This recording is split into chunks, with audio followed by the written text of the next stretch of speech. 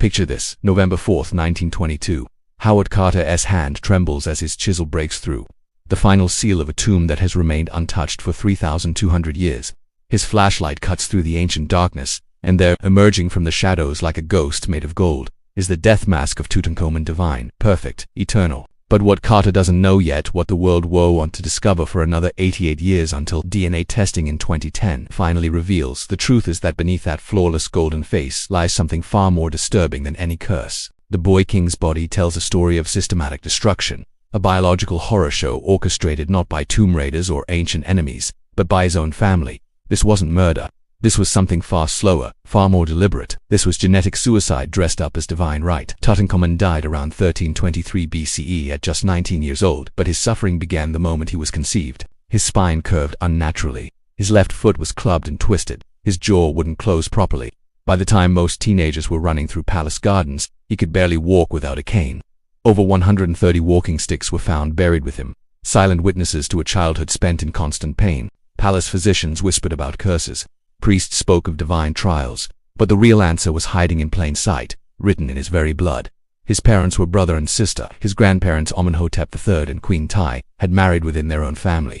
His great-grandparents had done the same. For generations, the 18th dynasty of Egypt had been folding in on itself, creating a genetic catastrophe, one royal marriage at a time. The obsession began long before Tutankhamun's tragic birth, around 1550 BCE, when the new kingdom rose from the ashes of foreign occupation.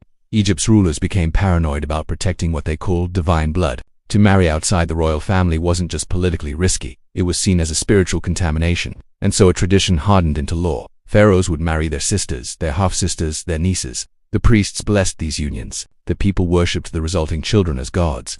No one questioned what they were really creating. Generation by generation, the genetic damage compounded. A slightly weak immune system in one ruler became a catastrophic vulnerability in the next. A minor facial asymmetry evolved into severe jaw deformities. Stillbirths became common. Infant mortality in the royal nurseries was staggering, but every dead baby was explained away as the mysterious will of the gods, never as the predictable result of breeding siblings together for centuries. Then came Akhenaten, born around 1380 BCE as Amenhotep IV. Even by the standards of his damaged bloodline, his appearance was shocking. His skull was elongated to an almost alien degree. His hips flared wide like a woman's. His chest swelled with what appeared to be breasts. Ancient artists, usually trained to idealize their subjects, instead depicted him exactly as he was. Perhaps because the deformities were too severe to hide, or perhaps because Akhenaten himself demanded honesty. He moved Egypt's capital to a remote desert city he called Akhenaten, abandoned the traditional gods, and declared that only the sun, Diskaton, deserved worship. Historians call it a religious revolution, but maybe it was something sadder. Maybe it was a broken man's desperate attempt to escape the curse he could feel in his bones, but could unname. He filled his new city with his wife Nefertiti and their 6 daughters, sealing them away from the world as if isolation could somehow save what was already collapsing from within. It couldn't. Akhenaten died young, possibly in his late 30s. His city was abandoned. His revolution crumbled. His name was systematically erased from every monument, as if deleting his memory could delete the damage he represented. But his bloodline survived just long enough to produce one final, heartbreaking heir. A boy born with clubfoot and a curved spine. A child destined to wear the double crown of Egypt while his body slowly betrayed him. That boy was Tutankhamun, and his short, painful life would become the most visible symbol of everything his dynasty had done wrong. Before we descend deeper into his tragedy and the catastrophic pattern that consumed not just one family but an entire civilization's approach to power, take a moment to subscribe. These stories of historical darkness matter because they teach us something profound about the cost of blind tradition. And together, across oceans and centuries, we can bear witness to the terrible lessons our ancestors paid so dearly to teach us. When Tutankhamun died in 1323 BCE, possibly from a combination of malaria and a broken leg that his weakened body simply couldn't heal, his physicians must have known something was deeply wrong. They had watched him struggle his entire short life. They had seen the pattern repeating in his cousins, his aunts, his uncles, but they couldn't name it. The language of genetics wouldn't exist for another 3,000 years. So they wrapped his broken body in linen, placed his death mask over his face, and sealed him in a tomb filled with treasures, as if gold could somehow compensate for the suffering his family's choices had inflicted on him. You would think that would be the end of it. That Egypt, having watched the 18th dynasty collapse under the weight of its own bloodline, would learn what history rarely learns from pain alone. Fast forward over 1,000 years to 332 BCE, Alexander the Great conquers Egypt, dies young in 323 BCE, and his general Ptolemy I Sota seizes the throne, declaring himself pharaoh. But Ptolemy didn't just take Egypt's crown, he adopted its deadliest tradition, the new Ptolemaic dynasty. Greek by blood but Egyptian by ambition, looked at the temple walls covered in images of pharaohs marrying their sisters and mistook a cautionary tale for an instruction manual. Starting around 285 BCE, with Ptolemy II marrying his full sister Arsinoe II, the pattern began again. Brother married sister, uncle married niece. The family tree became a closed circle, a genetic death spiral dressed up as divine mandate. For nearly 3 centuries, the Ptolemies repeated the same catastrophic mistake, and each generation paid the price in deformities, early deaths, and children who never lived long enough to be named. At the end of this 300-year experiment in royal self-destruction, in 69 BCE, a daughter was born. Her name was Cleopatra VII, and she would become the final act in Egypt's genetic tragedy. History remembers her as a great beauty, a seductress who captivated Julius Caesar and Mark Antony. But the truth, revealed through careful analysis of coins bearing her image and the genetic history of her family, suggests something different. Her features were sharp, almost exaggerated. Her jaw showed signs of the same distortions that had plagued her ancestors. What made Cleopatra remarkable wasn't her appearance but her mind. An intellect so sharp it seemed to have escaped the genetic collapse that had destroyed the rest of her family's bodies. She spoke 9 languages. She understood philosophy, mathematics, astronomy. She navigated Roman politics with a brilliance that left even Caesar impressed. And she understood, perhaps better than any of her ancestors, that her family's blood had become poison. Her children with Caesar and Mark Antony represented more than political alliances. They were her attempt to break the cycle, to introduce new genetic material into a bloodline that had been cannibalizing itself for generations.